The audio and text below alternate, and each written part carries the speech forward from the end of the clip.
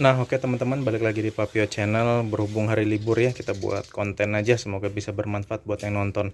Jadi kali ini kita full akan membahas soal mesinnya Mitsubishi Eclipse Cross. Jadi mesin ini mesin yang langka teman-teman ya, karena biasanya kalau pabrikan mobil tuh mesinnya tuh dipakai dari banyak produk. Misalnya kayak Innova itu mesin Innova, mesin Fortuner, mesin Hilux tuh sama, ataupun mungkin kayak di Mitsubishi itu kayak Mitsubishi Outlander Sport sama Mitsubishi Delica itu mesinnya sama, Pajero sama Triton tuh mesinnya sama ya, banyak common partnya gitu loh.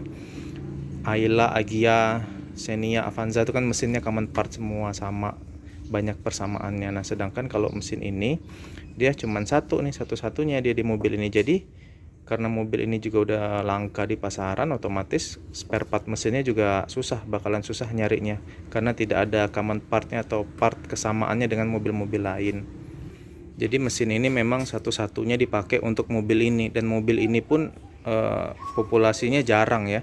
Kalau kayak misalnya Expander itu mesinnya cuman itu juga, cuman untuk Expander juga, cuman kan Expander populasinya banyak di jalanan, jadi aman kalau terjadi apa-apa. Sedangkan ini kalau kenapa-napa di komponen mesinnya ya bakalan susah setengah mati teman-teman, karena populasinya atau ya populasi mesinnya jarang, nggak ada dipakai di mobil-mobil lain, cuman dia doang. Jadi ya ini kelemahannya, dia harus import dari Jepang untuk part-part mesinnya, jadi bakalan susah banget, nggak bakalan bisa lah kalian temuin di pasar-pasar spare part, itu susah karena langka.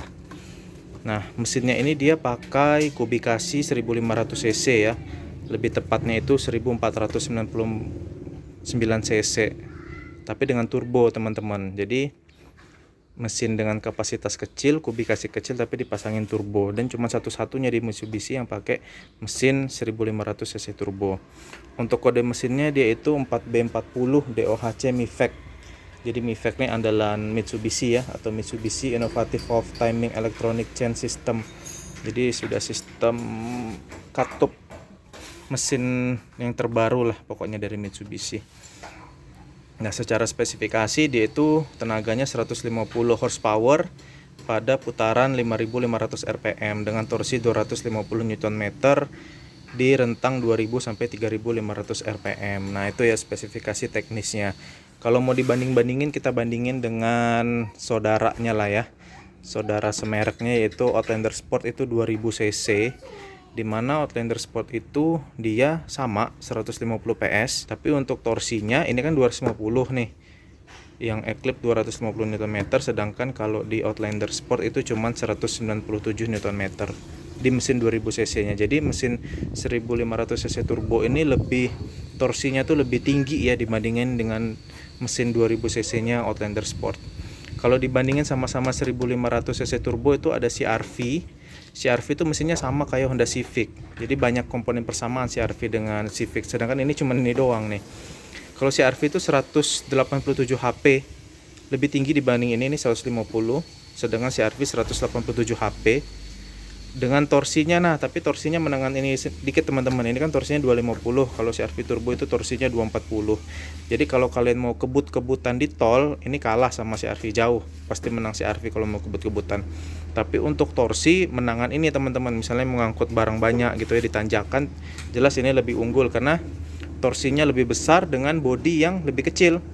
Bodinya lebih kecil dibanding CR-V, tapi torsinya lebih besar, tentu ini lebih kuat lah kalau seandainya untuk ngangkut beban atau untuk ditanjakan tuh lebih kuat ini. Tapi kalau untuk ngebut-ngebutan kalah ini teman-teman dengan CR-V turbo. Sedangkan kalau untuk Wuling Almas tenaganya 140, ini masih menang ini 150, tapi Wuling Almas itu torsinya sama-sama di 250 Nm. Sedangkan kalau kita mau bandingkan dengan Innova bensin yang 2000 cc, itu Innova bensin jauh ya. Innova bensin itu cuma 134 HP. Nih ya, Innova bensin itu cuma 134 HP, sedangkan ini 150. Jauh teman-teman. Kalau mau kebut-kebutan dengan Innova bensin, menangan ini teman-teman ya.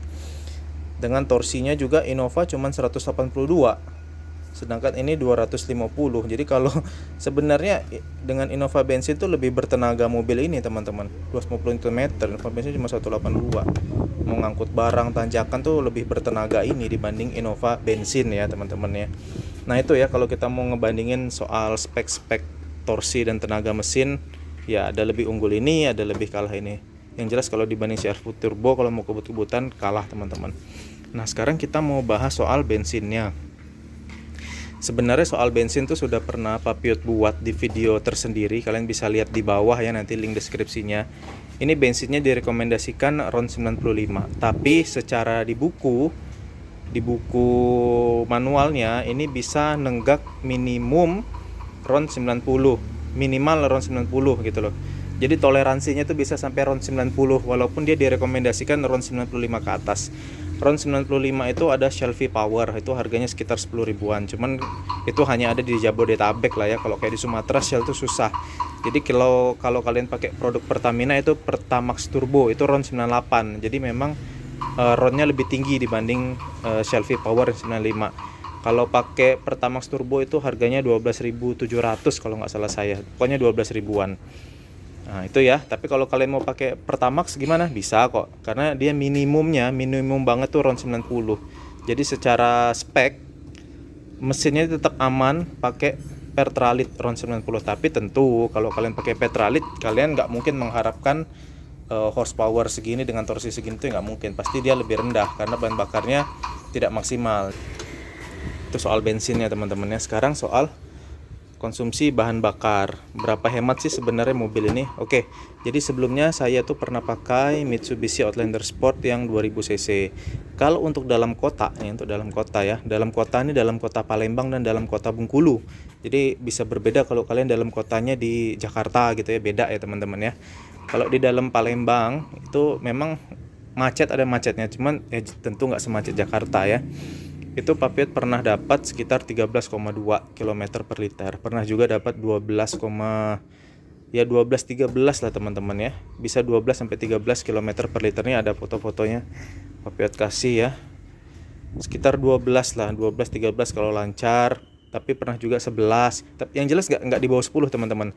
Antara 11 atau 12 lah. 13 tuh jarang banget, tapi ya 11 12 lah. Antara 11 sampai 12 km per liter kalau misalnya di dalam kota. Ya kenapa dia bisa lebih hemat? Kalau Outlander Sport susah teman-teman, mau di atas 10. Ya 9 10 kalau Outlander Sport di dalam kota. Ya karena dia turbonya nggak main, turbonya tidak bekerja karena kita kan jarang nginjek gas ya. Kita jarang nginjek gas, cuman slow aja gitu ya. Bawa mobil kan dalam kota slow aja. Jadi dia tentu lebih hemat. Apalagi ini sudah Papiot aktifkan untuk eco modenya, mode eco.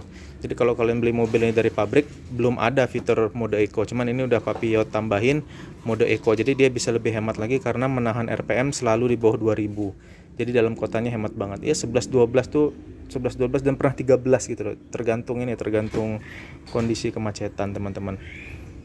Nah, di situ menangnya karena dia nanti ya sama kayak Expander aja kurang lebih, karena dia cuma pakai mesin 1500 cc, kubikasinya kecil seperti itu teman-teman. Tapi kalau seandainya dibawa keluar kota, nah ini beda lagi nih luar kotanya nih ya. Ini luar kotanya, luar kota lintas Sumatera teman-temannya, bukan luar kota di tol Trans Jawa tuh bukan ya. Luar kotanya nih luar kota di Trans Sumatera, jalan lintas Sumatera, dimana disitu banyak nyalip mobil, tanjakan, tikungan, ngerem, belok-belok ya, ciri khas jalan Sumatera. Ini sebenarnya nggak terlalu hemat dia, sama aja kayak Outlander Sport, itu paling cuma dapat 10 sampai 11 km per liter. Jadi kalau untuk Papiot pribadi, mobil ini jelas lebih hemat di dalam kota dibandingin di luar kota. Gitu teman-teman ya, luar kota lintas Sumatera ya, bukan luar kota jalan tol. Tapi teman-teman di grup kan, kami juga punya grup WA ya, pengguna Eclipse Cross. Itu untuk luar kota jalan tol di Jawa itu bisa sampai 18 km per liter teman-teman. Ini ada fotonya nih, sharing dari teman-teman ya, teman-teman segrup yang lewat tol Jawa itu bisa sampai 18 km per liter. Jadi ya semua tergantung kaki kalian teman-teman. Kalau kaki kalian pintar ngejaga RPM-nya rendah, kuncinya di mesin turbo itu jangan sampai RPM-nya tinggi, karena kalau RPM-nya tinggi itu turbonya spooling dan injektornya mengeluarkan bahan bakar lebih banyak. Nah itu, jadi kalau seandainya cara mempertahankan kehematannya ya jangan sampai RPM tinggi, itu aja kuncinya teman-teman. Kalau dibandingin Innova bensin ya jelas jauh lebih hemat ini kemana-mana ya.